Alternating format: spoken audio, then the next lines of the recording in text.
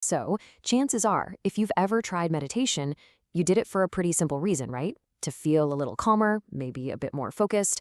But what if those benefits are just the first step? Today, we're going to explore meditation not as some modern life hack, but as a key piece of one of humanity's most ancient spiritual maps. Yeah, a map that literally outlines the journey of the soul itself. Okay, so let's just start with that really basic question. In our crazy, non-stop modern world, why do we actually meditate? When we close our eyes and try to quiet our minds, what are we really looking for? For most of us, the answers are pretty down to earth. We want to reduce stress, sharpen our focus, maybe practice a little mindfulness, or just generally feel a bit better. And look, those are all great reasons, for sure.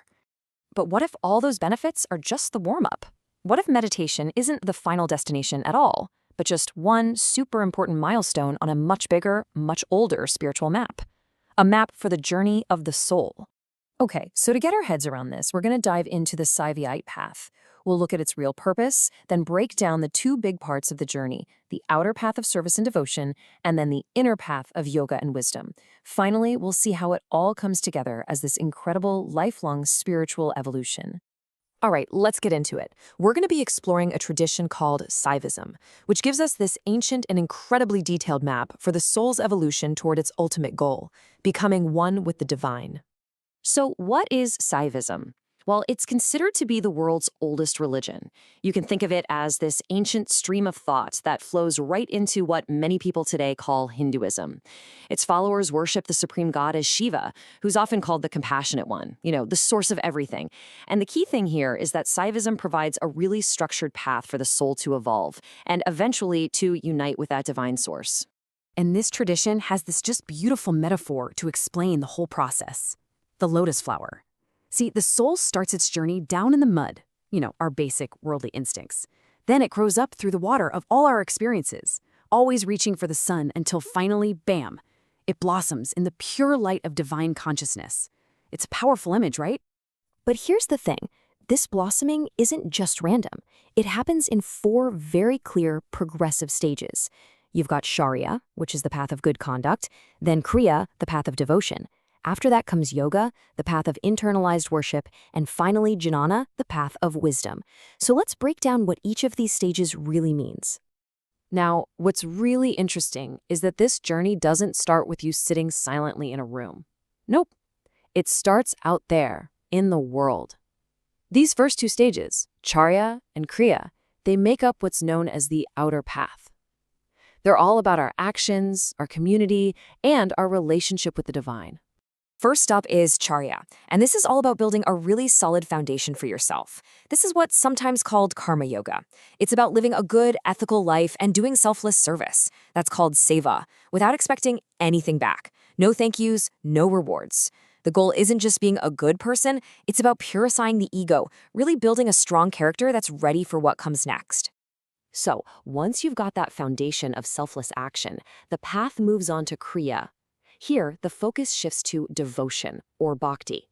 This stage is about actually cultivating a personal relationship with the divine through things like regular temple worship, rituals, and chanting.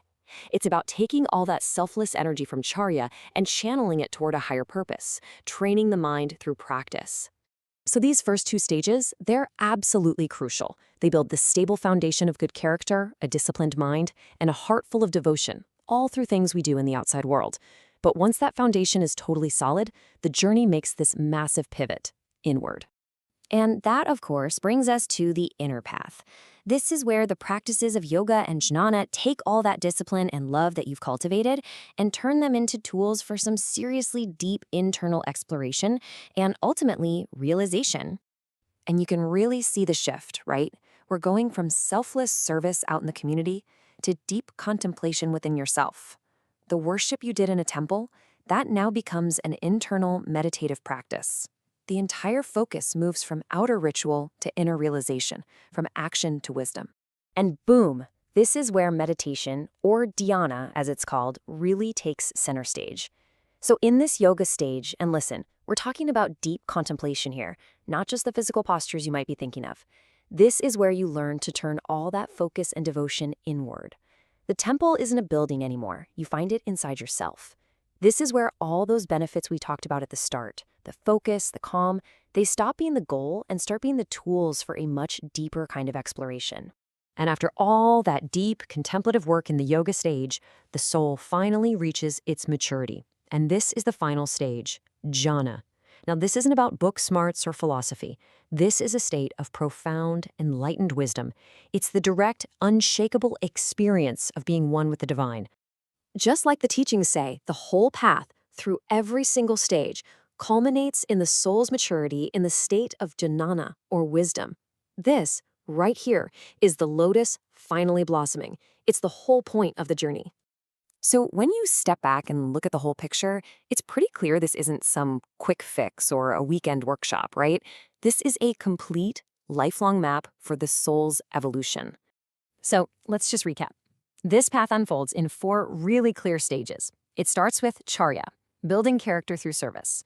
It moves to kriya, opening the heart through devotion. It deepens with tantra, turning the mind inward through meditation. And it all culminates in jnana, that final direct realization of oneness. So really, what's the big takeaway here? Well, it's this. In this ancient way of seeing things, meditation is so much more than just stress relief. It's actually a super powerful, advanced tool. It's like the engine of that 3rd stage of the path. It transforms outer devotion into inner realization, and it's what pushes the soul toward its final destination, enlightenment. You know, this ancient map shows one really profound path. But what it really does is remind us that every life is a journey of unfolding, with its own stages of growth. And that kind of leaves us with a question to think about, doesn't it? What are the stages of your journey?